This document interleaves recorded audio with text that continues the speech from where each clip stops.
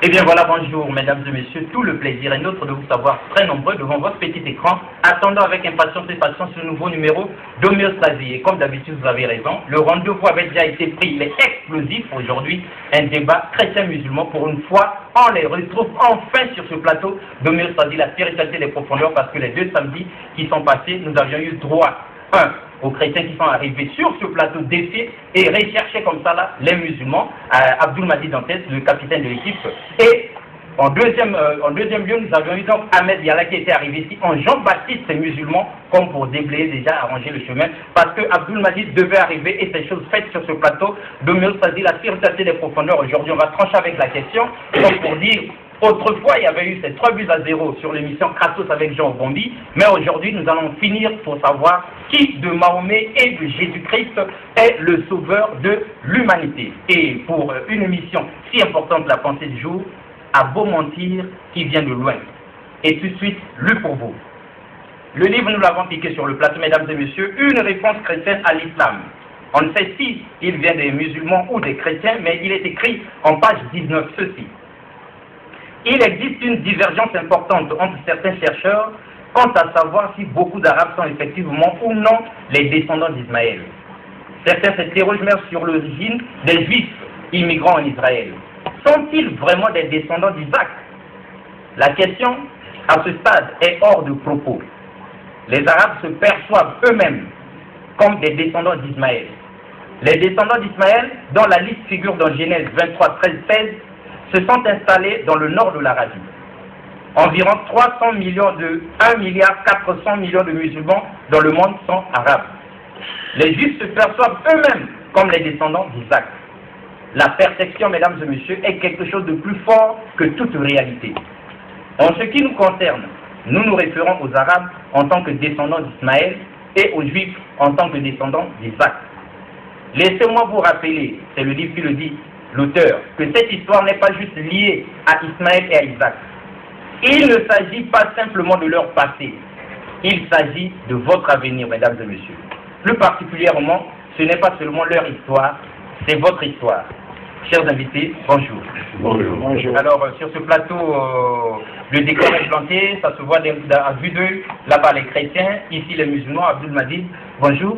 Bonjour. C'est l'homme le plus recherché sur le plateau d'Homéostasie. Que Dieu soit loué.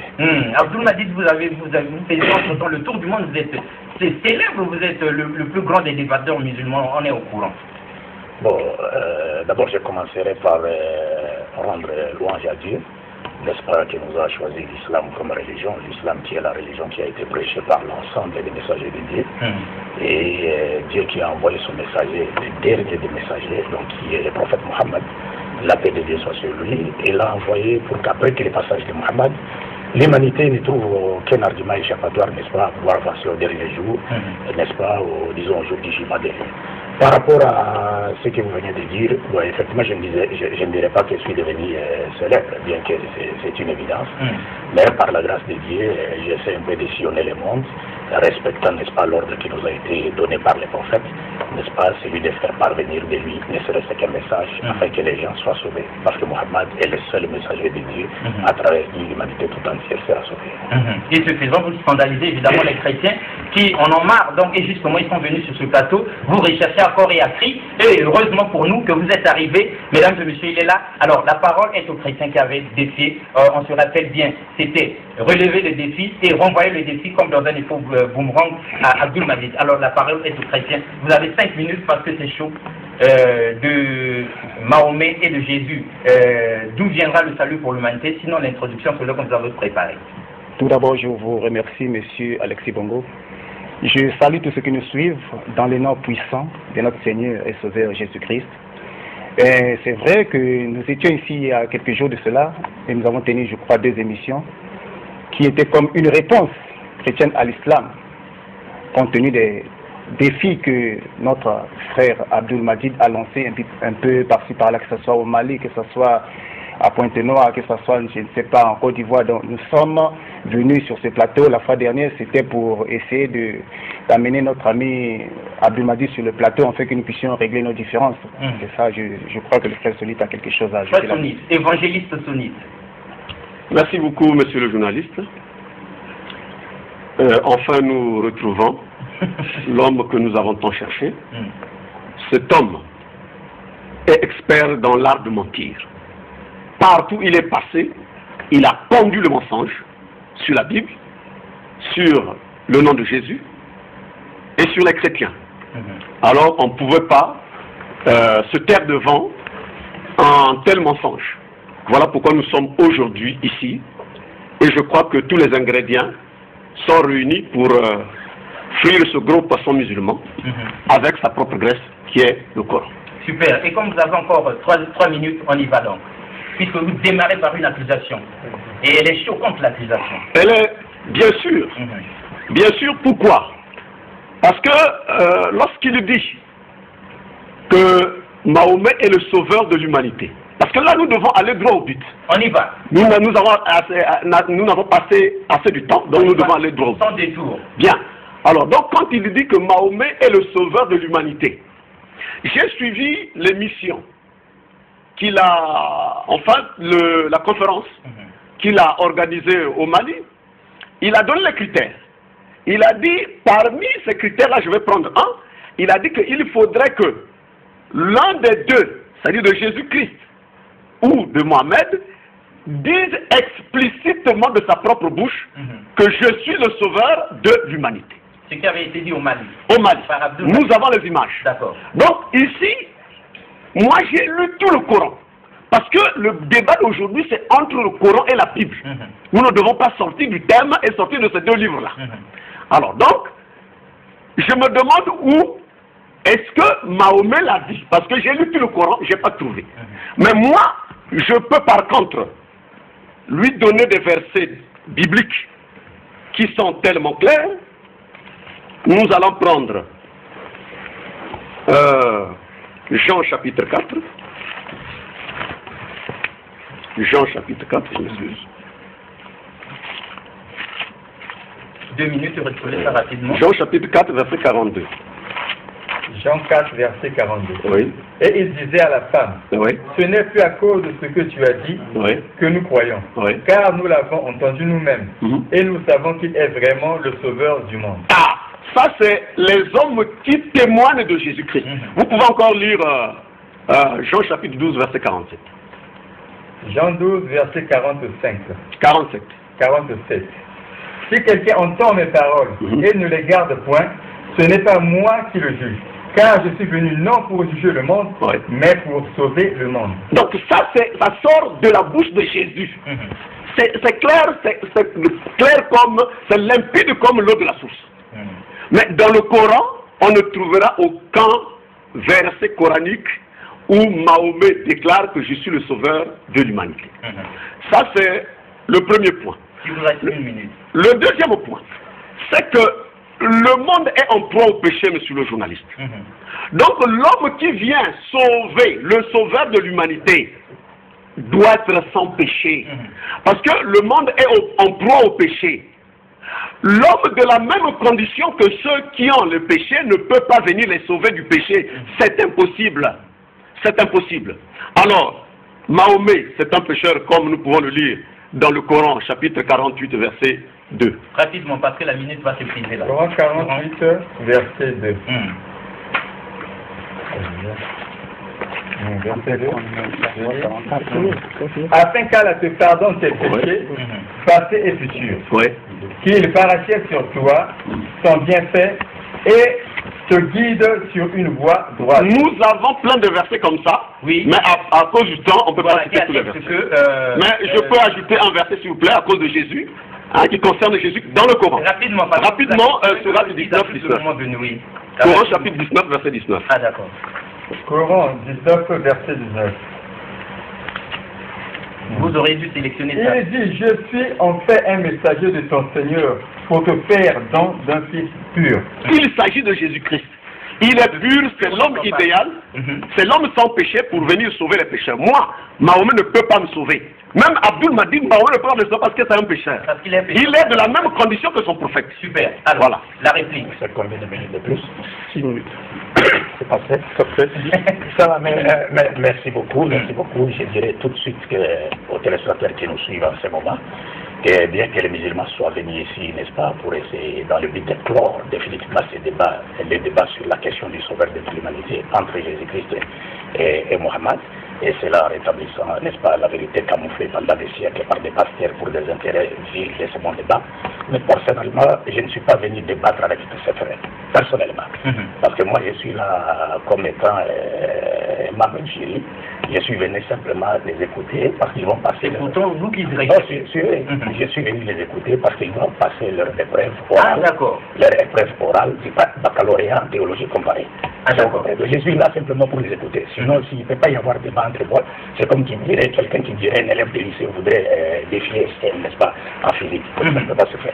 Alors, je commencerai par montrer d'abord leur mensonge, parce que parmi les critères que j'ai cités par rapport à Jésus Mohammed, j'ai dit il faut que le Christ, Jésus-Christ ou Mohammed, confirme les caractères universels de sa mission en déclarant clairement avoir été envoyé par Dieu à toute l'humanité. Je fais très bien l'attention à mes mots.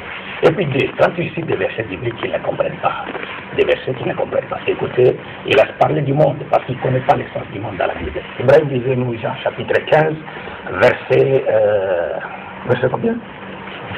Verset 15 à 19. 18 à 19. Écoutez le monde, maintenant on va leur apprendre la Bible. Si le monde a de la haine pour vous, sachez qui m'a trahi avant vous. Si vous étiez du monde, le monde aime ce qui est à lui. Mais parce que vous n'êtes pas du monde et que je vous ai choisi du milieu du monde, à cause de cela, le monde a de la haine pour vous. Vous savez, dans tout ce passage, donc Jean chapitre 15, verset 18 à 19, Jean chapitre 16, verset 20, Jean chapitre 17, verset 9, virgule 11, virgule 14, virgule 16, virgule 18, virgule 21, virgule 23, virgule 25, Jésus-Christ parle du monde, mais par ce langage, il ne comprend pas l'humanité tout entière. Parce que le monde a trois sens dans la Bible, ce que les frères ne comprennent pas. Le monde a trois sens dans la Bible, je lis dans le glossaire de la Bible Louis II, n'est-ce pas? Je vous ai dit, je ne suis pas venu débattre avec eux, n'est-ce pas? Le mot monde dans la Bible, excusez-moi, il dit ceci, monde. Par ces mots, on entend soit l'univers créé par Dieu, ou l'humanité tout entière sur la terre, soit l'ensemble de ceux qui vivent dans les péchés loin de Dieu et sont hostiles à la lumière divine venue les éclairer. Et c'est dans ce sens-là que Jésus parlait du monde, et le monde dont il est question ici, c'est le symbolisme des pécheurs juifs, parce que le Christ a dit dans Matthieu chapitre 15, verset 24, « Je n'ai été envoyé qu'aux bébés perdus de la maison d'Israël. » Donc c'est la forme restrictive. Je n'ai été envoyé qu'aux bébés perdus de la maison d'Israël. Donc quand le Christ parle du monde, il ne s'agit pas du cosmos. Il ne s'agit pas de l'humanité tout entière. Il s'agit du monde symbolisme des pécheurs juifs qui vivaient loin de la loi de Dieu et vers qui Dieu avait envoyé Jésus pour les tirer des ténèbres spirituelles vers la lumière parfaite. Donc les frères sont simplement victimes d'une constipation psychique, donc ils interprètent mal la parole de Dieu. Deux, lorsqu'il parle de Mohammed, il dit que Mohammed n'a jamais été présenté comme étant le sauveur de toute l'humanité. Moi, ça me fait rire. C'est pourquoi je dis aussitôt que leur petit défi, n'est-ce pas, n'est que l'indication de leur ignorance à la fois, non seulement du Coran, mais aussi de leur une indication claire de leur insuffisance à la langue française. Pourquoi je le dis? Parce que si par exemple aujourd'hui ce frère allait aujourd'hui représenter la République du Congo au jeu télévisé question pour un champion de Julien Lepers, est-ce que vous comprenez? Ils feront certainement la honte nationale de tous les Congolais. Ne maîtrisons pas le français. Vous savez pourquoi? Vous savez pourquoi? Parce que, comme vous le savez, dans cette émission, pour trouver un mot, les présentateurs Julien Lepers commencent toujours par la définition du mot. Et maintenant, les 4 candidats doivent faire quoi? Les 4 candidats doivent aussitôt définir à partir de la définition pour trouver l'objet de la définition. Ce qui implique à dire quoi? Ce qui implique à dire, Dieu peut présenter quelqu'un comme étant le sauveur de toute l'humanité, littéralement en utilisant ce terme, toute cette expression, tout comme Dieu peut présenter quelqu'un comme étant celui qu'il a envoyé pour tirer l'humanité tout entière des ténèbres spirituelles vers la lumière parfaite. Parce que le sauveur, c'est quelqu'un qui vient tirer quelqu'un ou un groupe de gens du danger, du malheur, d'une situation critique ou encore de la mort. Et le sauveur de l'humanité tout entière, c'est celui qui vient tirer les êtres humains des ténèbres spirituelles vers la lumière parfaite. Il me reste encore 2 minutes. Encore 2 minutes. Or, Mohammed, de la paix de Dieu soit sur lui, est présenté dans le Coran comme étant celui qui est venu tirer toute l'humanité des ténèbres spirituelles à la lumière parfaite. Dans le Coran. Dans le Coran. Le Mohammed est présenté comme étant, comme je le disais tantôt, il est venu tirer l'humanité des ténèbres spirituelles, c'est-à-dire des ténèbres de l'incroyance, de l'égarement et de la dépravation totale de mœurs, à la lumière parfaite de la foi en un Dieu unique, de la bonne guidée et aussi des vraies valeurs spirituelles et morales de l'humanité. Et je leur demandais de lire eux-mêmes ces passages dans le Coran. Parce qu'ils ne connaissent pas le Coran. Parce que pour connaître le Coran, il faut avoir maîtrisé la langue arabe. Pour connaître le Coran, il faut avoir maîtrisé l'art de conjuguer le Coran. Pour connaître le Coran, il faut avoir étudié les sciences coraniques. Et personne d'entre eux n'est en mesure de nous citer même 3 versets en arabe. Le Coran n'est pas comme la Bible, parce que le Coran conserve son texte, l'originalité de son texte, dans sa langue originale. Mais la Bible n'a plus le texte original, c'est permis. Le Christ parlait en hébreu, mais le Nouveau Testament était écrit en grec. Une langue que le Christ et ses apôtres ne parlaient pas. Or, dans la critique littéraire, nous apprenons que toute traduction est trahison de l'original. Déjà, le message a été trahi. Donc, je leur demande de lire pour voir cela. Coran chapitre 5, verset 15 à 19, et ils se retrouveront dans ce passage. S'il vous plaît, nous ne sommes pas ces lecteurs, monsieur le journaliste. Ok, ça va. Nous ne sommes pas ces lecteurs. Je vous ai dit qu'il c'est la dernière minute pour Abdul Majid. L'émission s'appelle l'homéostasie. Oui. C'est-à-dire la capacité à pouvoir faire quoi? Voilà. Conserver son système de fonctionnement. C'est l'état d'équilibre. État d'équilibre. Donc, si vous commencez déjà à vous agiter quand on veut les médecins veulent donner la piqûre pour vous sauver, ça sera un malheur. En tout cas, lisez le au livre 5, verset 15 à 19. Ô gens du livre, notre messager Mohammed vous est certes venu, vous exposant beaucoup de ce que vous cachez du livre, chrétien juif, et passant sur bien d'autres choses, une lumière Mohammed et un livre explicite, vous est certes venu d'Allah. Par ceci le Coran, Allah guide au chemin du salut ceux qui cherchent son agrément. Et il les fait sortir des ténèbres à la lumière par sa grâce. Il les guide vers un chemin droit. Certes, sont mécréants ceux qui disent Allah c'est le Messie, fils de Marie. Dis au Mohammed, qui donc détient quelque chose d'Allah pour l'empêcher s'il voulait faire périr le Messie, fils de Marie, ainsi que sa mère et tous ceux qui sont sur la terre.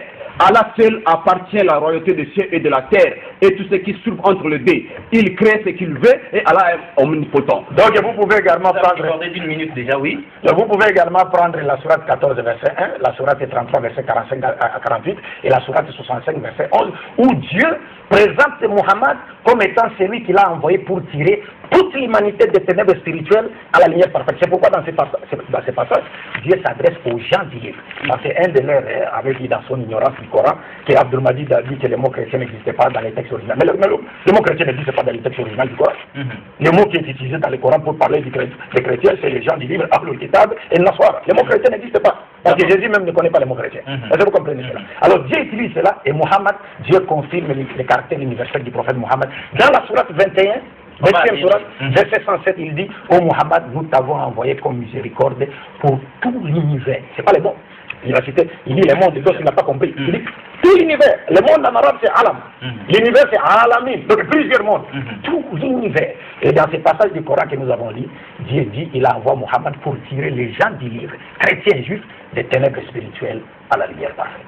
Super, donc vous avez une prolongation de 2 minutes. 7 minutes pour vous. Monsieur Alexis Bongo, ça fait pitié. Ça fait pitié, je regrette parce qu'il fallait que j'aille un face-à-face avec ce monsieur. Mais je ne regrette rien. Je sais une chose. Moi, j'ai donné des prophéties justes. Ça va s'accomplir. Ça, je sais. Il y aura un face-à-face. Je le crois de tout mon cœur. Ce que nous sommes en train de faire ici va ouvrir une voie. Il dit des mensonges. Il n'y a aucun verset coranique. Il me cite la sourate chapitre 21, verset 107.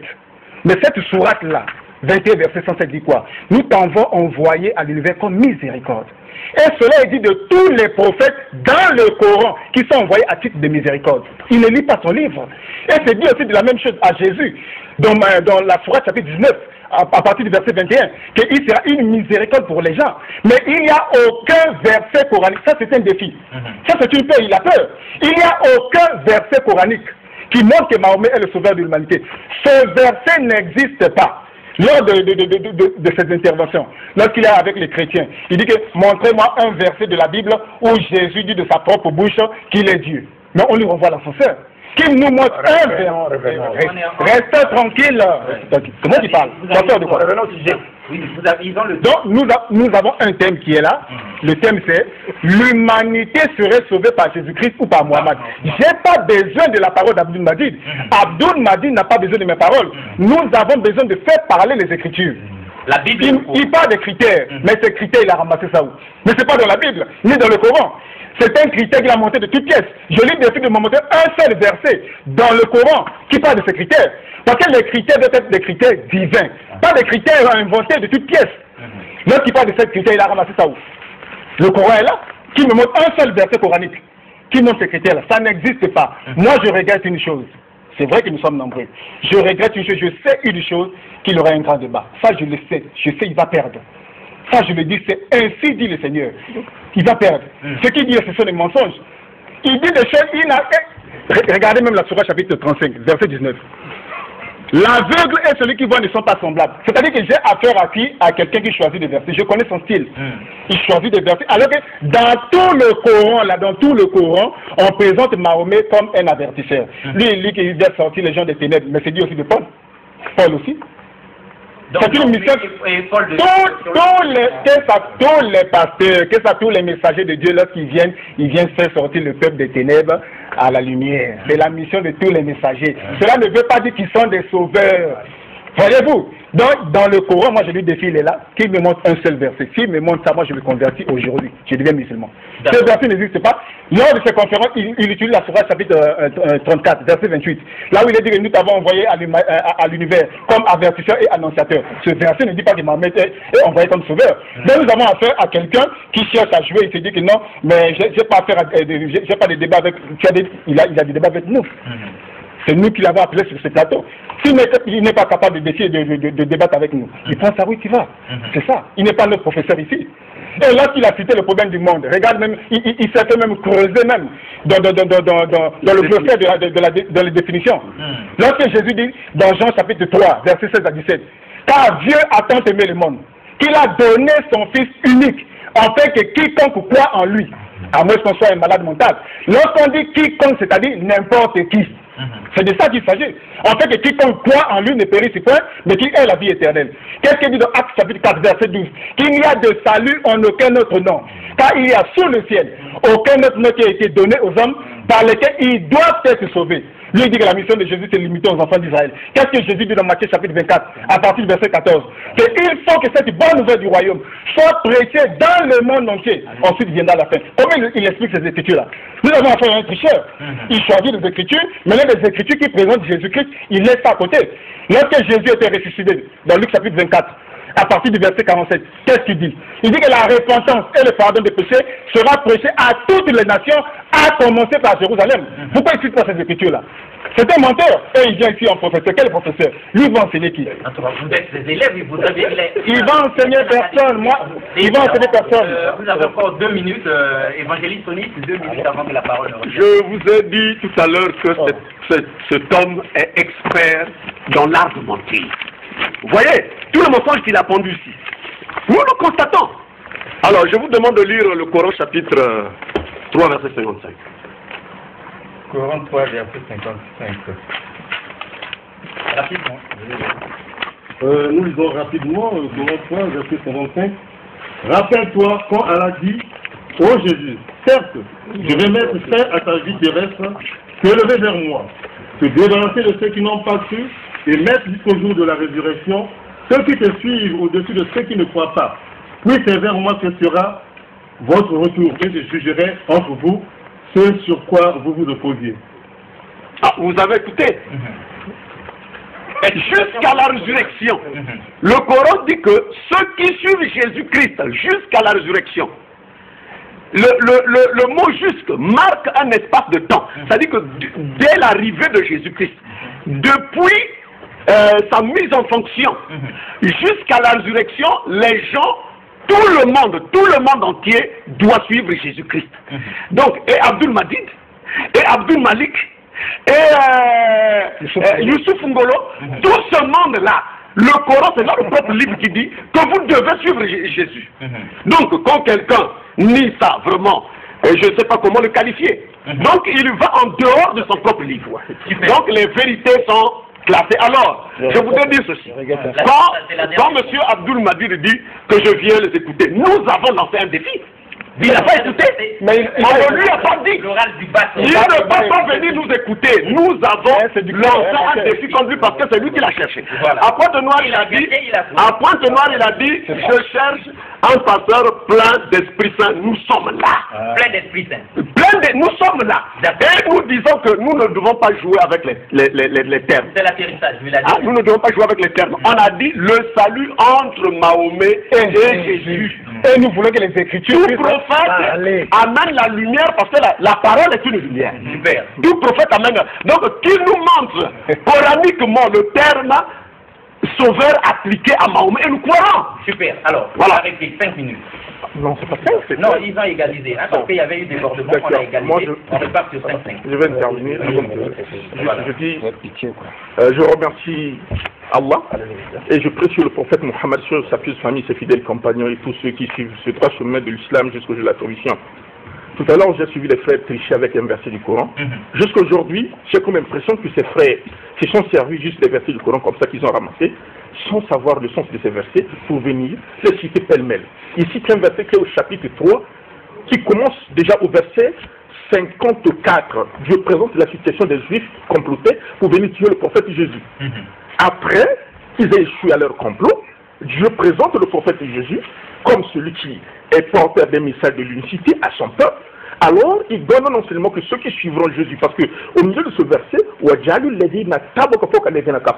je placerai ceux qui te suivront. Vous comprenez? C'est-à-dire à l'époque de Jésus. Et ça va venir. Donc, c'est pour dire, c'est frère, ça va venir. J'ai comme impression, je vais laisser au frère Abdul Majid, parce que le problème c'est quoi? Le Coran, je parle. Et les détails du Coran, pour avoir la connaissance du Coran, il faut au préalable avoir la connaissance de la Sunna. Parce que Dieu dit dans les Écritures, dans le Coran, nous t'avons révélé la Sunna pour que tu détailles ce qui est dans le Coran. Or, ces frères-là n'ont aucune connaissance. Tout à l'heure, les frères, même la langue arabe, j'ai pas aujourd'hui donné à ce frère-là, lire même les versets. Il ne peut pas. Vous comprenez? Mais si on dit, on va dire même les versets en hébreu ici, nous allons lire. C'est ça la différence. Vous comprenez? Donc ici, le seul problème, c'est quoi? Ces frères sont allés ramasser des versets, ça et là, venir les citer sans savoir le fond. Donc je laisse au frère Abdouma. Vous comprenez pourquoi j'ai dit que s'ils participaient au jeu télévisé, question pour réponse. Ils feront la honte. Laissez-moi parler. Mais pour lui, vous êtes... Parlons selon les Écritures. Parlons selon les Écritures. Vous agitez pourquoi? Parlons selon les Écritures. Ne nous avons pas des exemples à nous faire. Je récupère les temps. À chaque fois qu'il intervient, je récupère les temps. Oui, 3 minutes. C'est pourquoi j'ai dit il est facile de dire un mensonge, mais difficile de les sauter. Mais vous n'allez plus... Tu vois ce que tu as peur de moi. C'est pour vous dire quoi? C'est pour vous dire quoi? C'est pour vous dire quoi?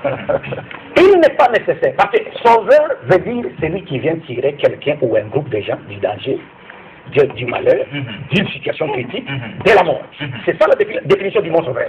On peut présenter quelqu'un comme étant sauveur de toute l'humanité, directement, littéralement, tout comme on peut le présenter comme celui qui est venu tirer toute l'humanité des ténèbres spirituelles vers la lumière parfaite. Si on le présente comme tel, il est sauveur de toute l'humanité. Si vous arrêtez à dire non, je vais voir les mots, mais ce serait simplement en train de manifester son ignorance de la langue française. Deux, lorsque les frères, écoutez, nous ne sommes pas venus pour rendre ces débats puérils, trop enfantin. Parce que j'ai fait des émissions 14, ça fait, vous avez commencé à vous préparer, je ne sais pas, depuis 2000 jusqu'à 2014, vous avec votre Saint-Esprit, vous avez été incapable de m'affronter juste après les débats et les émissions 14. Donc c'est pas aujourd'hui que vous serez capable de m'affronter, parce que vous ne connaissez pas les Corans. Je peux vous mettre en effet, lisez 3 versets seulement en arabe, pour qu'on sache que vous connaissez les Corans. Vous ne les ferez pas. Deux, les frères ils disent que bon voilà, il a parlé du monde. Mais j'ai dit mon frère, vous savez, dans l'art de l'exégèse, lorsqu'un messager de Dieu dit je n'ai été envoyé qu'aux brebis perdues de la maison d'Israël. Tous les autres versets doivent être interprétés à la lumière de cet attaque. Et quand je lis le glossaire de la Bible, on nous dit dans la Bible, lorsque le mot monde est utilisé, il a trois sens. Cosmos, humanité tout entière, et ceux qui vivent dans les péchés. Or, nous savons que Dieu, parlant de Jésus, a dit dans Matthieu 2,6, il élèvera un chef qui est notre Jésus pour sauver Israël, son peuple. Et le même Pierre qu'il a cité dans Acte 4, 12. Mais lisez le contexte. Pierre est en train de s'adresser aux enfants d'Israël, il ne s'adresse pas à toute l'humanité. Il parle aux enfants, restituer les choses dans le contexte. Et c'est le même Pierre qui dira dans Acte des Apôtres, chapitre 5, verset 31, il dit quoi? Dieu l'a élevé par sa droite comme prince et sauveur pour donner à Israël la repentance. Et le pardon du péché. Prince et sauveur pour Israël, c'est pas pour toute l'humanité. Acte des Apôtres, chapitre 13, verset 23.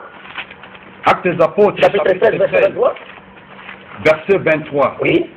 La Bible dit, avant sa venue, Jean avait prêché le baptême de repentance à tout le peuple d'Israël. 23. Le peuple d'Israël. C'est de la postérité de David que Dieu a suscité. C'est de la postérité de David que Dieu a suscité Jésus-Christ. Regarde ici. La postérité de David, Dieu a suscité Jésus-Christ comme sauveur pour Israël. C'est pas pour toute l'humanité. C'est pourquoi Jésus a interdit à ses apôtres d'aller vers les païens. Dans Matthieu chapitre 10, versets 6 à 7, il dit, n'allez pas chez les païens, n'allez pas chez les Samaritains, allez plutôt chercher les brebis perdues de la maison d'Israël. Est-ce que vous comprenez? Donc c'est clair, nous disons, lorsque le Coran présente Mohammed comme étant celui que Dieu a envoyé pour tirer l'humanité tout entière des ténèbres spirituelles à la lumière parfaite. Mohammed lui-même déclare, de ce fait qu'il est le sauveur. Mohammed lui-même dit, contrairement aux messagers de Dieu qui m'ont précédé, j'ai été envoyé à la totalité des êtres humains et j'ai pris la prophétie. Après moi, il n'y a pas de prophète. Regardez ce qu'ils ont dit. Ils ont dit, vous avez parlé de Mohammed qui a été présenté comme miséricorde pour l'univers. Il dit, mais il y a des prophètes qui ont été présentés comme miséricorde. Mais laissez les choses dans le contexte. Parce que vous ne verrez dans aucun verset du Coran où un prophète est présenté comme miséricorde, le mot Alamin, univers suivi. Ça n'existe nulle part. Le mot n'est utilisé que dans les contes de Mohammed. C'est-à-dire c'est lui seul que Dieu a envoyé comme étant une miséricorde pour tout l'univers. Mais les autres prophètes, la venue d'un prophète, c'est une miséricorde de la part de Dieu. Mais jamais vous le verrez. C'est un défi. Vous ne verrez dans aucun verset où Dieu présente un coranique dans lequel Dieu parlant d'un prophète, il dit que c'est une miséricorde. On dit pour l'alamin, c'est-à-dire pour l'univers. Ça n'existe nulle part si ce n'est pour les contes de Mohammed. Et il est en train de tricher avec les versets du Coran. Voilà. Quand vous lisez Coran chapitre 34 verset 28, dans lequel Dieu dit clairement, parlant de Mohammed, oh Mohammed, nous t'avons envoyé à la totalité des hommes. Il dit Kafatalinas. Il ne saura même pas dire ça. Sans exception, à toute l'humanité, comme annonciateur et avertisseur. Je dis, mais je vous montre les versets bibliques. Mais c'est trop malheureux. Vous agissez pour ne pas de son temps. Je vous montre les versets bibliques. La parole est de ce côté. Je vous cite maintenant les versets bibliques. Tous les prophètes sont appelés avertisseurs. Tous les prophètes viennent pour avertir. Je vous donne les versets bibliques. Parce que vous ne comprenez pas. Tous les prophètes, Proverbes chapitre, d'abord les avertissements viennent de la part de Dieu, Proverbes chapitre 3 verset 11, 2 Rois chapitre 17 verset 13, 2 Chroniques chapitre 36 verset 15, Ézéchiel chapitre 3 verset 21, Ézéchiel chapitre 3 verset 7, tous les prophètes de Dieu ont été envoyés pour apporter une bonne nouvelle du paradis pour ceux qui obéiront Dieu à travers leur message et pour les avertir contre, les mettre en garde contre les châtiments de l'enfer, contre ceux qui ne croiront pas. C'est ce qu'ils ne comprennent pas. Ceux qui ne comprennent pas. Exact. Monsieur Alexis Bono, nous voyons que la fois dernière, j'ai dit lors d'une émission que Abdul Majid est un spécialiste en mensonges. Regardez, il a lu plusieurs écritures. Moi, je ne refuse jamais les écritures lorsque je suis sur ce plateau. Même lorsqu'il lit Matthieu chapitre 15, verset 24, je ne refuse jamais l'écriture. Ce que nous refusons, c'est la pensée que les gens introduisent dans cette écriture. Ça, nous refusons ça. Même dans le Coran, dans la sourate 62, à partir du verset 2, on présente ceci. C'est lui qui a envoyé à des gens sans livre. Le professeur Amidoula interprète les Arabes. Un messager de l'heure qui leur récite ces livres, les purifie, les enseigne le livre de la sagesse, bien qu'ils étaient auparavant dans un égarement évident. Si on lit ce verset par exemple, dans ce verset, il ne trouve pas son compte. Il ne se retrouve pas ici là. Parce que dans le contexte, si nous respectons le contexte nous dit que Mohammed est envoyé à qui? Aux gens sans livre. Maintenant, si nous lisons ce verset, on ne lit pas les autres écritures, on ne comprendra pas. C'est la même chose avec la Bible. Regardez même le mensonge. Regardez, il tombe ici, je le fais tomber ici là. Regardez dans Actes chapitre 13, à partir du verset 23, là où il s'arrête. C'est un menteur. Regardez. C'est de la postérité, Actes chapitre 13, verset 23.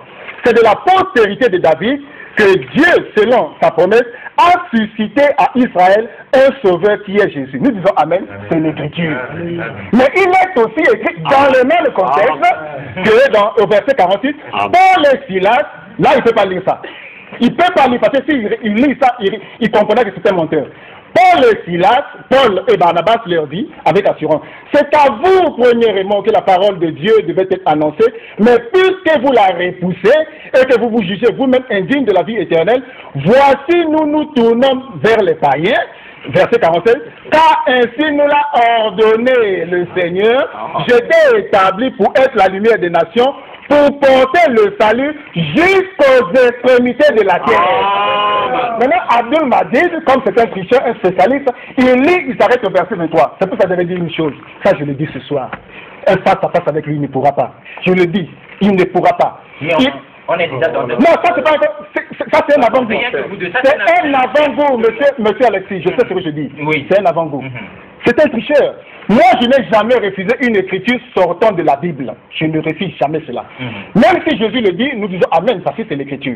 Même lorsqu'il lit Matthieu chapitre 1, verset 21, qui dit qu'il enfantera un fils, on lui donnera le nom de Jésus, il sauvera son peuple au singulier. Nous disons Amen, parce que c'est l'écriture. Mais ce que nous refusons, c'est lorsque Abdul Majid, dans sa pensée charnelle, il introduit dans un verset pour limiter la mission du Seigneur. Ça, nous refusons cela. Et il y a toute une pluie d'écriture. Lorsque j'ai cité par exemple Matthieu chapitre 24 à partir du verset 14, pourquoi il n'a pas contredit cette écriture? Là où Jésus dit, il faut que cette bonne nouvelle du royaume soit prêchée dans le monde entier. Une parole sortie de la bouche de Jésus. Il va expliquer ça comment? C'est simple. Il va dire que c'est allégorique. C'est pas simple, c'est difficile. Vous avez encore... C'est difficile. Mais ton tour, pas calme. Ton tour, tu auras ton tour. C'était 7 minutes. Le traitement que nous avons réservé à Abdul Majid est digne de son nom. Alors, je prends Luc chapitre 24, verset 44. Puisque lui dit que Jésus-Christ n'a été envoyé qu'au brebis perdu de la maison d'Israël, ce qui est vrai, l'écriture est vraie, mais il a mal compris. Alors nous lisons Luc chapitre 24, verset 44 à 47. Je lis. Puis il leur dit, c'est là ce que je vous disais lorsque j'étais encore avec vous, qu'il fallait que s'accomplisse tout ce qui est écrit de moi dans la loi de Moïse, dans les psaumes et dans les prophètes. Alors, il leur ouvrit l'esprit. Bon, je tombe directement au verset 47. Et que la repentance et le pardon des péchés seraient prêchés en son nom à toutes les nations, à commencer par Jérusalem. Donc la mission de Jésus devait commencer par Jérusalem. Elle devrait s'étendre aux nations. Monsieur le Mabi, je veux prendre un verset du Coran. Prenez le Coran, chapitre 42:7. Coran 42, verset 7. Et c'est ainsi que nous avons révélé un Coran arabe, afin que tu avertisses la mère des cités, entre parenthèses la Mecque, et ses alentours. Voilà. Supposons qu'on et que tu avertisses du jour du rassemblement. Donc, si on s'en tient à ce verset-là, donc Mahomet n'est pas avertisseur à l'humanité. Parce que son rôle s'arrête dans la Mecque et aux alentours de la Mecque. Vous pouvez encore reprendre le Coran chapitre 6, verset 92. La dernière minute, rapidement. Le Coran chapitre 6, verset 92. Mais on 6,92. Ça viendra. 6,92. Je dis, voici un livre, entre parenthèses le Coran, béni que nous avons fait descendre, confirmant ce qui était déjà avant lui, afin que tu avertisses la mère des cités, entre parenthèses la Mecque. Voilà. Et les gens tout autour. Donc la mission de Mahomet se limite autour de la Mecque et aux alentours de cette ville-là. Dans la Mecque et aux alentours de la Mecque. Donc il faut faire la même chose avec l'écriture de Matthieu 15. Donc il ne comprend pas. Il ne comprend pas. Et la Bible est son propre livre, le Coran. Parce que le Coran dit, le Coran dit dans le chapitre 10, 94, que si vous avez des doutes, si Abdul Majid a des doutes, a des difficultés de comprendre son propre livre, moi et le frère Génie, qui sommes des chrétiens, allons l'aider à comprendre son propre livre. C'est ce que dit Vous voyez, c'est ce que dit le Coran, lisez ça. Le Coran chapitre 10, verset 82. Et 2 minutes. Si on doute sur ce que nous avons fait descendre vers toi, interroge alors ceux qui lisent le livre avant toi. Ah, donc si monsieur Abdul Malik et Abdul Majid étaient respectueux de leur texte, ils devaient tout simplement s'humilier parce que le Coran dit que le musulman est le soumis à Allah. Donc vous n'êtes pas soumis, monsieur Abdul Majid. Parce que vous refusez de venir consulter les chrétiens que nous sommes. Alors que Dieu a donné aux musulmans les chrétiens pour vous aider. Vous voyez? Alors, 7 minutes. Je pense que les téléspectateurs ont constaté que je garde mon calme. C'est tout à fait normal, tu enquêtes. D'abord, je les lance un défi, parce qu'il faut, comme ils savent parce que les versets, ils n'ont pas compris. Si tu es dans les doutes, interroge ceux à qui nous avons donné le livre. Qui sont-ils? Et ça veut dire quoi les versets? Je les mets au défi aujourd'hui. Je leur donne un seul verset du Coran. Nous avons des doutes sur ce verset. Coran chapitre 43, verset 45, qui nous explique, qui nous dit, c'est quand Dieu dit aux prophètes, interroge les prophètes qui sont passés avant toi. Est-ce qu'avant nous demandé aux humains d'adorer un autre Dieu qui est le miséricordieux? Ça voudrait dire quoi? Parce que les prophètes là n'existaient pas à l'époque de Mohammed sallallahu alayhi wa sallam. Cela voudrait dire, c'est un verset du Coran. Nous saurons maintenant s'ils connaissent le Coran. 2. Lorsque les frères nous parlent de Paul, il a cité un passage de Paul, il dit non, la parole vous a été donnée premièrement à vous, mais comme vous la refusez, donc les juifs, nous allons vers les païens. Nous, en islam, comme les frères le savent, nous ne reconnaissons pas l'apostolat de Paul. Ça, c'est notre droit. Mais tu as lu, c'est pas vrai. Pourquoi? Voilà. Mais l'écriture que tu as lu, je peux parler. Vous vous ajoutez pourquoi? Non. Prenez une minute. Chaque fois qu'ils parleront, vous m'ajoutez. Parce que quand ils parlent, moi je garde les silence. Si vous avez l'Esprit Saint, vous n'allez pas vous agiter. Paul, moi je me suis référé à une écriture de Paul qui confirme ce que le Christ a dit. Parce qu'il y a des choses qu'on a fait dire à Jésus dans la Bible qui sont fausses. Par exemple, il y a des versets dans lesquels on vous dit, Jésus dit, David et ses hommes ont mangé les pains de proposition à l'époque du sacrificateur Abiatar avec ses hommes. Or, dans l'Ancien Testament, David et ses seul, il n'était avec personne. Et les sacrificateurs n'étaient pas Abiatar, mais Ahimelech. Et tous les commentateurs reconnaissent cette erreur, les copies. Donc il y a des choses qui sont vraies, des choses qui sont fausses. 2. Vous savez qu'encore quand on parle du sauveur de toute l'humanité, mes chers frères, il faudrait qu'on se pose la question de savoir en quoi est-ce que Jésus est-il le sauveur de toute l'humanité. Parce que le sauveur de toute l'humanité, c'est celui qui vient tirer les hommes des ténèbres spirituelles, donc de l'incroyance également, dépravation des mœurs, à la lumière parfaite de quoi? De la croyance en un Dieu unique, de la guider et des valeurs morales positives. En quoi est-ce que Jésus est-il le sauveur de toute l'humanité entre Mohammed et Jésus-Christ? Est-ce que vous comprenez? Imaginez une seule fois que Dieu envoie Moïse chez Pharaon, sauver les enfants d'Israël, parce qu'il était libérateur qui est synonyme qui sauvait. Mais Moïse arrive là-bas, au lieu de demander aux enfants d'Israël de croire en lui et de leur donner les directives divines, devant leur permettre de se soustraire, n'est-ce pas, du joug de l'esclavage égyptien, mais Moïse part, il demande au Pharaon de les tuer. Quel sera le sort des enfants d'Israël après que Moïse soit tué par le Pharaon? Est-ce qu'ils seront sauvés? Non. Alors, Paul, auquel ils se sont référés aujourd'hui, parce que c'est lui qui a étendu le caractère universel de la mission de Jésus. Jésus n'a jamais envoyé Paul. Ça fait notre débat. Parce qu'il n'y a aucun verset dans la Bible où Jésus a envoyé ses apôtres aller prêcher aux non-israélites. Je dis bien, aux non-israélites. Je souligne, je pèse mes mots. Aux non-israélites.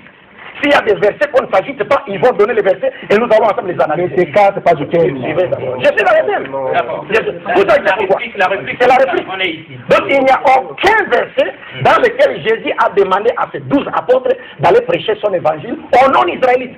S'il donne les versets, qu'on ne s'agisse pas, on va étudier les versets. Je connais les versets auxquels ils vont se référer, mais on les verra. Et Jésus a dit clairement au dernier jour, Pierre lui pose la question, Seigneur, nous avons tout quitté, nous t'avons suivi. Et il dit, quelle sera notre récompense? Il répond en disant, au renouvellement de toutes choses. Le jour où le Fils de l'homme sera assis sur le trône de sa gloire, vous qui m'avez suivi, vous serez de même assis sur 12 trônes pour juger les 12 tribus de la maison d'Israël. Voilà ceux-là auxquels Dieu a élevé au-dessus de ceux qui ont mépris à Jésus-Christ. Dieu lui-même le dit dans le Coran, chapitre 61, verset 14, parce qu'ils interprètent mal le Coran. Dieu parle d'un groupe qui a cru à Jésus, un groupe de juifs, et un autre groupe qui a mépris. Il ne s'agit pas des égarés d'aujourd'hui qui ne connaissent pas Jésus. 2. C'est pourquoi j'étais en train de dire, encore faudra-t-il que nous sachions en quoi est-ce que Mohammed et Jésus sont des sauveurs.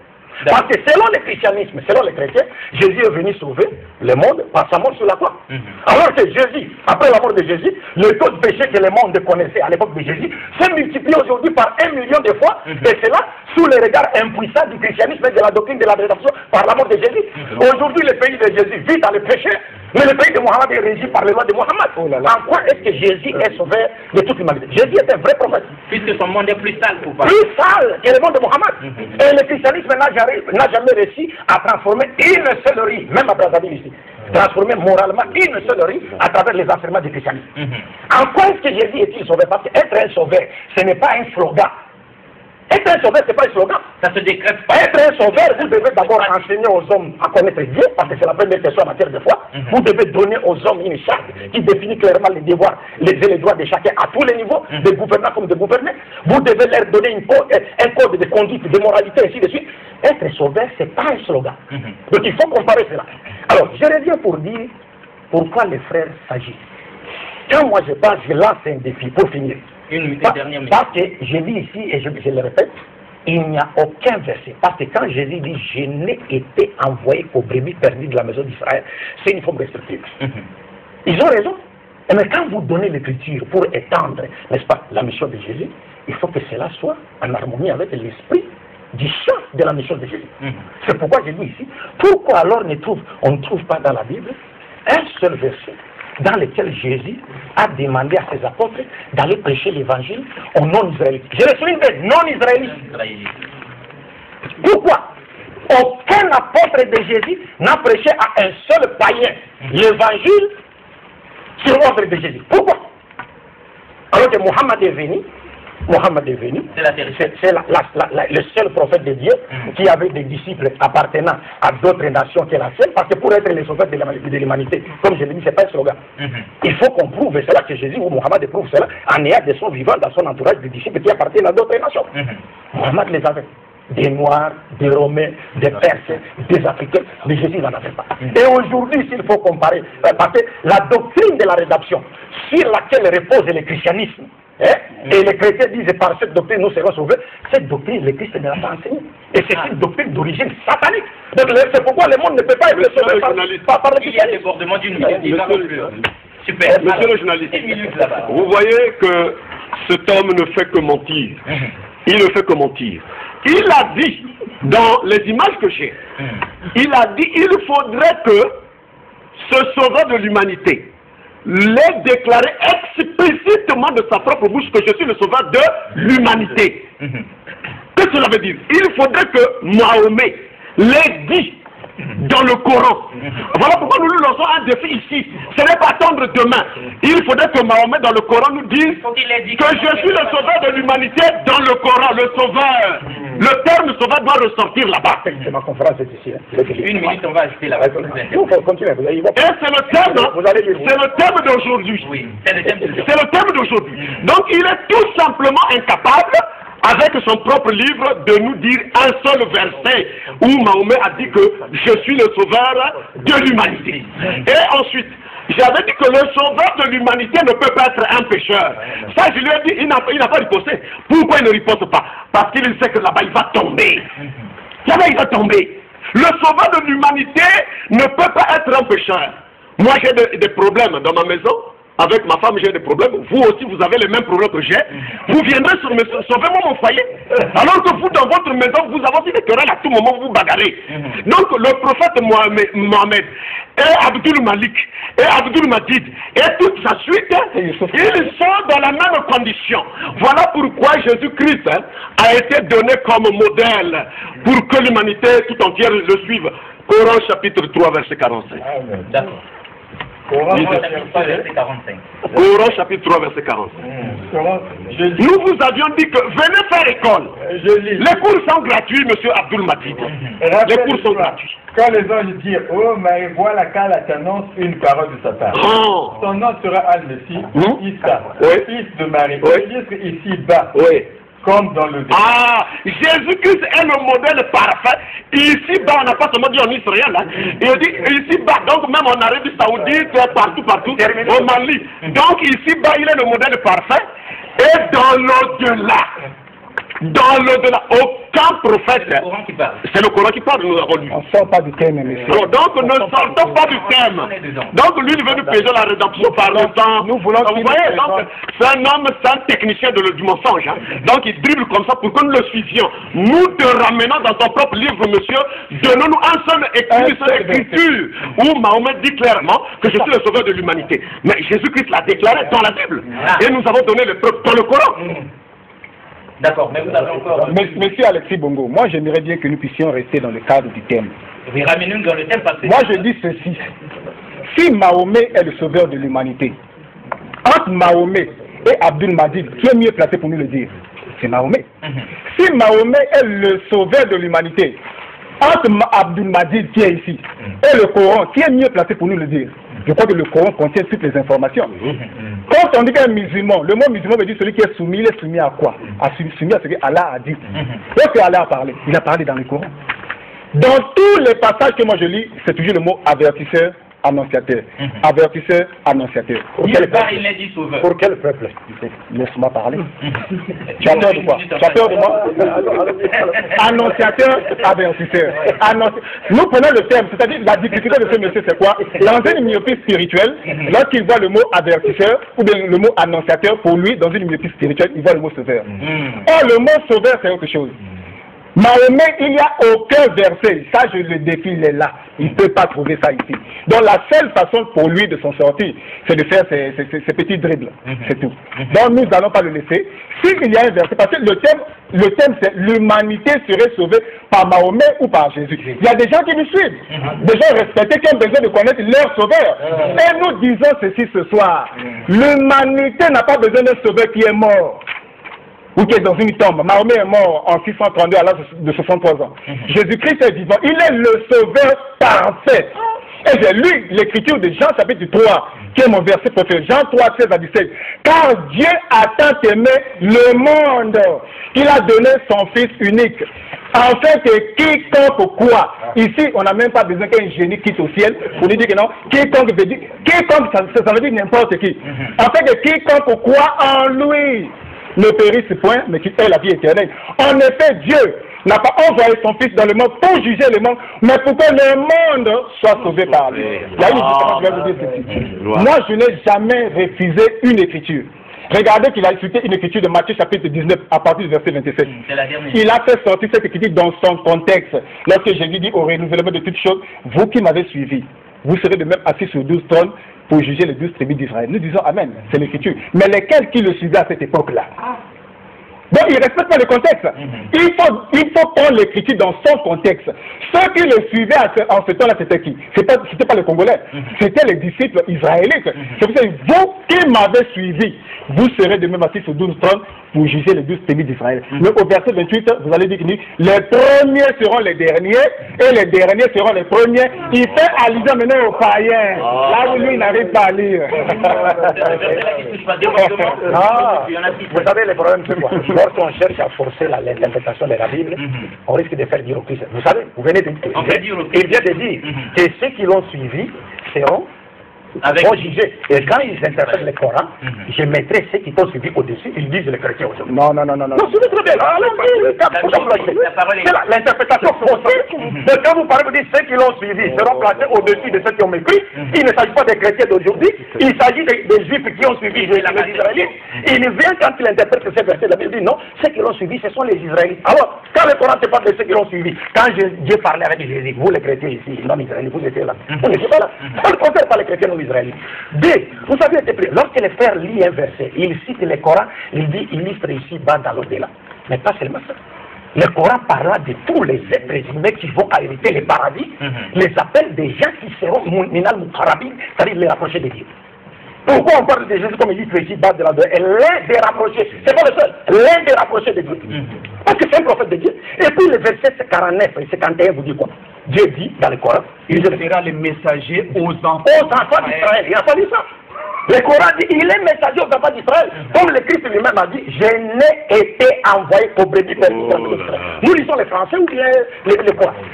Quand on dit je n'ai été, mais c'est une forme restrictive. Il ne faut pas étendre les champs de la mission. C'est ce que nous sommes en train de dire. Et quand les frères viennent me faire dire, écoutez, ce mensonge-là, quand ils disent ces mots-là, c'est moi qui étais l'orateur. Regardez mon texte ici. Le texte sur Jésus-Christ ou Mohammed doit lui-même déclarer explicitement avoir été envoyé par Dieu à toute l'humanité. C'est ce que j'ai toujours dit par rapport aux critères. Doit lui-même déclarer explicitement avoir été envoyé par Dieu à toute l'humanité. Et ça, vous ne trouverez aucun verset de la Bible dans lequel Dieu dit il a envoyé Jésus alimenter tout entier, ou un verset de la Bible dans lequel Jésus dit j'ai été envoyé alimenter tout entier. Deux, il y a un autre problème. Regardez comme ça les gens sont en train de s'embrouiller. C'est pourquoi je vous ai parlé ici de l'émission Question pour un champion. Je vous ai dit que pour trouver les mots sauveurs, regardez-moi, quelqu'un il vous dit donnez-moi là où Mohammed est appelé sauveur de toute l'humanité. Mais qu'est-ce que signifie sauveur par définition? Oh là là. Non, on définit le mot. Qu'est-ce que signifie sauveur par définition? Un sauveur d'abord sur le plan horizontal, c'est-à-dire sur le plan temporel, c'est quelqu'un, les dictionnaires nous définissent un sauveur comme quelqu'un, une personne qui est venue tirer quelqu'un ou un groupe de gens du danger, du malheur, de la mort. C'est celui-là le sauveur. Mais sur le plan vertical maintenant, sur le plan spirituel, un sauveur de l'humanité, c'est celui qui est venu sauver les gens de péché, c'est-à-dire les tirer de l'état de péché dans lequel ils vivaient pour les amener à la lumière de Dieu, où ils retrouveront la valeur pour laquelle ils ont été créés. Or, Mohammed est présenté dans le Coran par Dieu lui-même comme étant celui que Dieu a envoyé pour tirer toute l'humanité des ténèbres spirituelles à la lumière parfaite. Lisez le Coran chapitre 7, versets 57 à 58. 58, 157. 157. 158, vous prenez 158. Écoutez les paroles de Mohammed.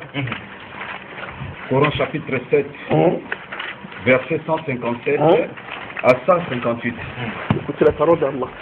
Ceux qui suivent le messager, le prophète illettré Mohammed, qu'ils trouvent écrit, mentionné chez eux dans la Torah et l'évangile, il leur ordonne les blâmades, il leur ordonne le marouf. Prenez le verset suivant directement pour ne pas perdre le temps. Dis au Mohammed, c'est Dieu qui ordonne à Mohammed de dire, ô homme, je suis pour vous tous le messager d'Allah. Le terme utilisé en arabe c'est Ya ayyuhan nasu inni rasulullah ilaykum. Oh, quel mensonge. Vous savez, les saints avaient le pouvoir de parler en arabe à l'époque des apôtres. Il a permis aux apôtres de parler en arabe, une langue qui ne parlait pas. Mais ceux-là sont incapables de parler, même avec l'aide du Saint-Esprit. Ils ne peuvent pas nous lire le Coran en arabe. Même avec les ils ne peuvent pas. Le Coran est je vais donner un verset. Je vous en prie. Il n'a pas de Coran. Non, bon, lisez. Mais comment tu veux faire un défi avec ça voudrait dire que les gens regardent ça. Comment il peut venir faire un défi? S'il vous plaît.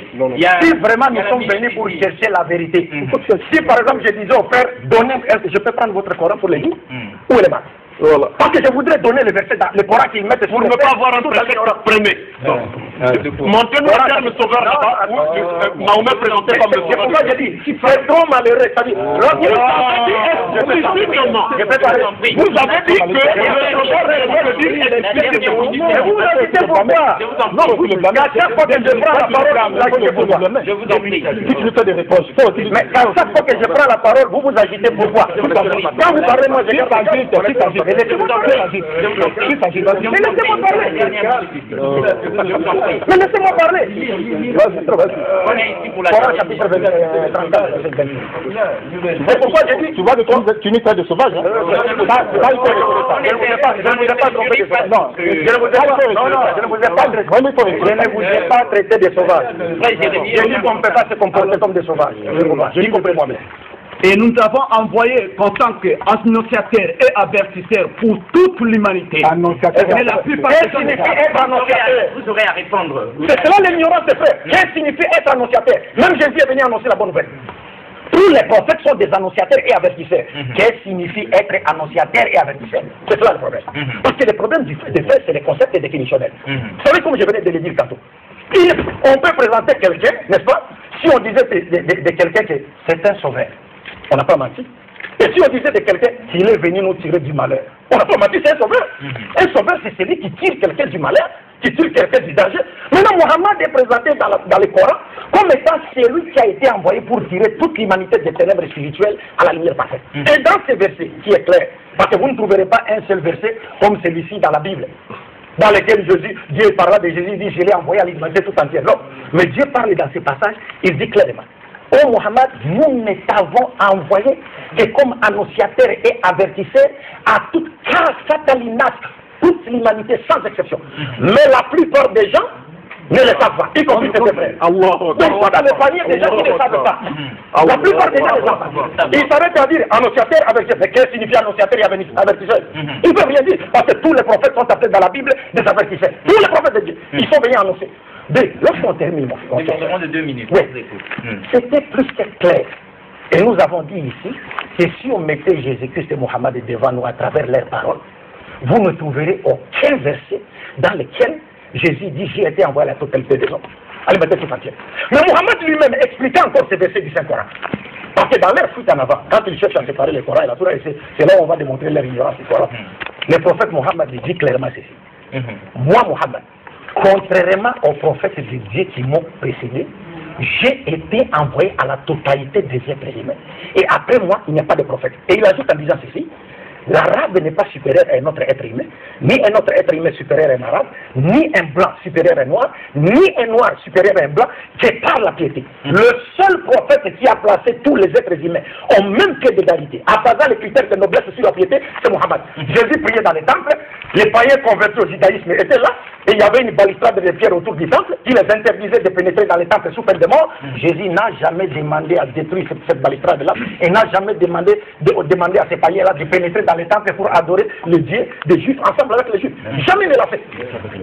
Il était avec les Romains, mais jamais Jésus n'a invité un seul Romain encore à lui. Mais Mohammed était à Médine, il a envoyé une lettre à l'empereur Héraclius, lui demander de croire en lui. Alors maintenant, on atterrit. Maintenant, ils ont suivi.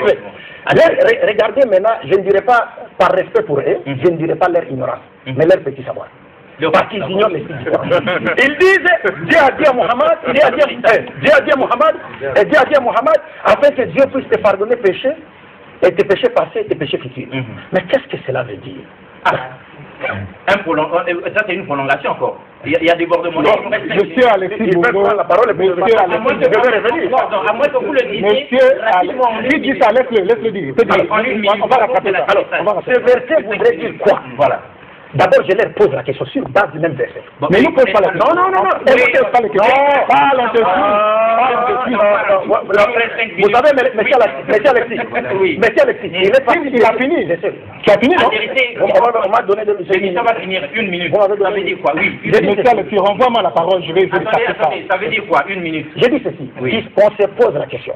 Pourquoi Dieu a-t-il dit à Mohammed afin que tes péchés passés soient pardonnés? Lorsque Mohammed n'a commis aucun péché dans le péché, il n'a aucun exemple à donner. Et puis dans le futur, tes péchés futurs soient pardonnés. Lorsque tes péchés ne sont pas encore commis, pour qu'ils soient pardonnés. Cela signifie quoi? Cela signifie quoi? Rapidement. Parce que le défi que Jésus a lancé aux Israélites, dans 8,46 Jean, en leur disant, qui de vous me convaincra de péché si j'ai dit la vérité, pourquoi ne me croyez-vous pas? C'est le même défi que Mohammed a lancé aux Arabes, dans Coran chapitre 10, verset 19, 16 à 19, en disant, j'ai passé toute ma vie devant vous. Mais il a consommé. C'est vous qui avez rapidement. Non, ils ne connaissent pas le style du Coran. C'est parce qu'ils n'ont aucun exemple qui peut donner là où Mohammed a commis. Donc c'est très intéressant que vous disiez, j'ai passé toute ma vie devant vous. J'ai passé toute ma vie devant vous. Pourquoi ne croyez-vous pas? Vous savez en islam. On s'arrête là. Ça c'est le prophète qui a parlé, nous on aime ça. Alors la réplique. Monsieur Alexis Bongo, 5 minutes pour atterrir. Il y a tellement trop d'écriture dans la Bible. Je vais lire une écriture. Écoutez, je vais lire une écriture. Toujours le verset là. Attendez qu'il finisse, sinon on arrive. Il a déjà terminé. Monsieur Alexis Bongo.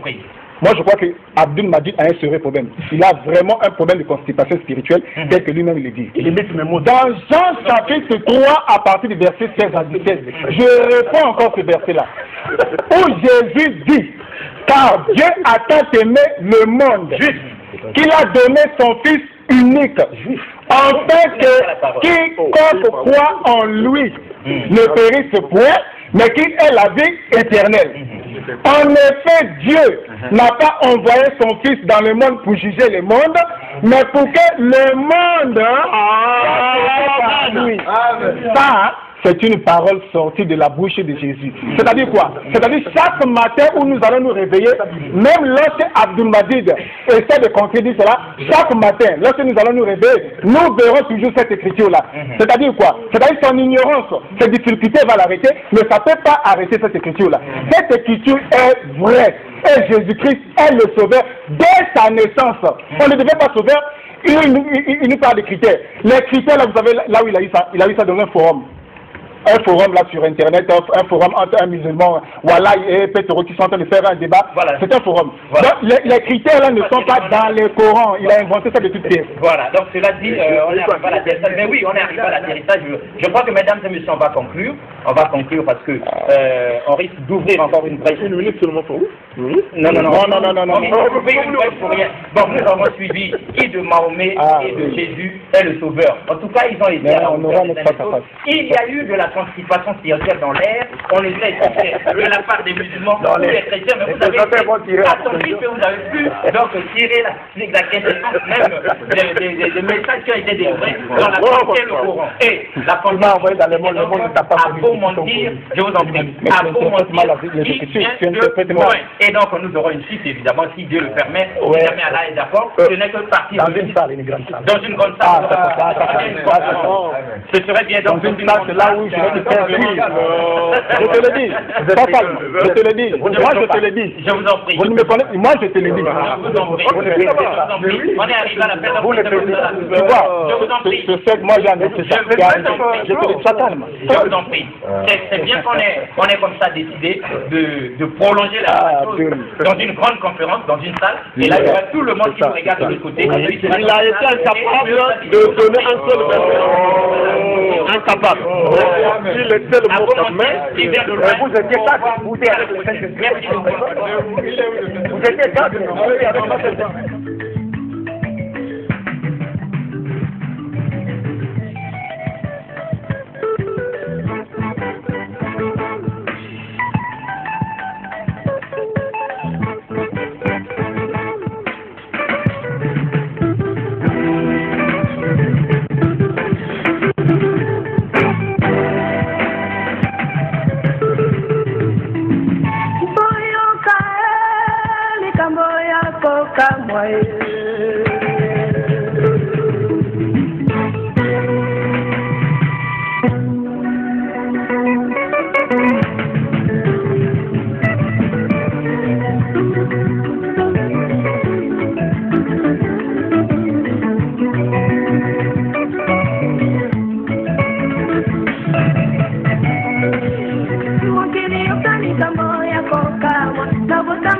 Kasi na libota, tapora kipelo por la banda nyongo.